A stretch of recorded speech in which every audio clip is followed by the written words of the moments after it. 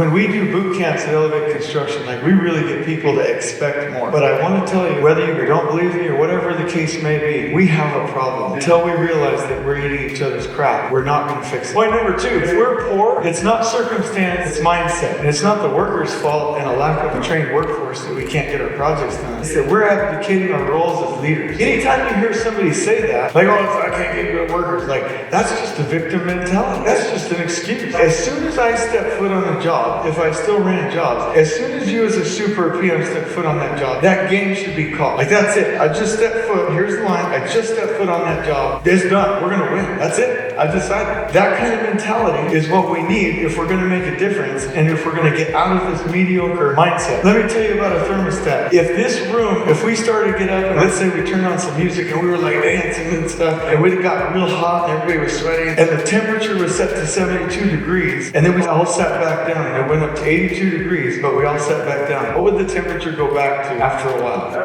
Absolutely. Because it's a system. It's set on a feedback loop. Because once it's hot, then it will kick in the HVAC systems to cool the room down. Let's just say that we opened up all the doors and we were like, I'm getting stuffy, and it got down to 62, but then we shut all the doors again. We're all sitting down. What will it come back to?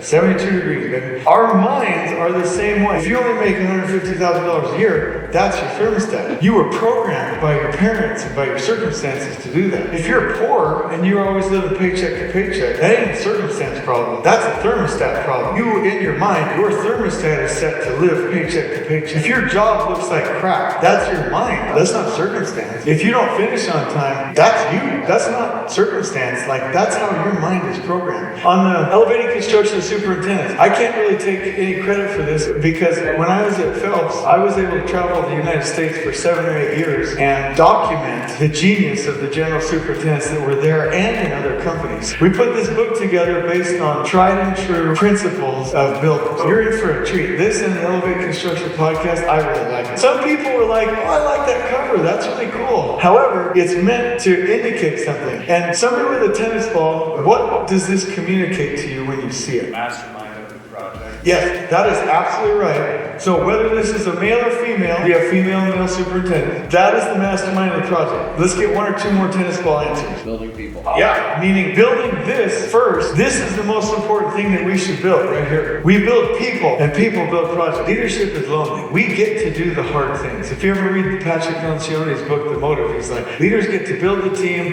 have hard conversations, manage, mentor, and coach direct reports, have great meetings, and scale communication. Those are hard things. What this was really meant to communicate is that whatever's here will be here. If you have a dirty project, then you have a dirty mind. If you have a late project, then you have a late mind. If you have a grumpy culture on your project, then you have a grumpy culture in your mind. Every single thing that is a manifestation on the project is the physical representation of what's in your mind. Everything. If you want to do something, then you got to train your mindset. You got to be around people that have the mindset that you want and are doing the things that you want.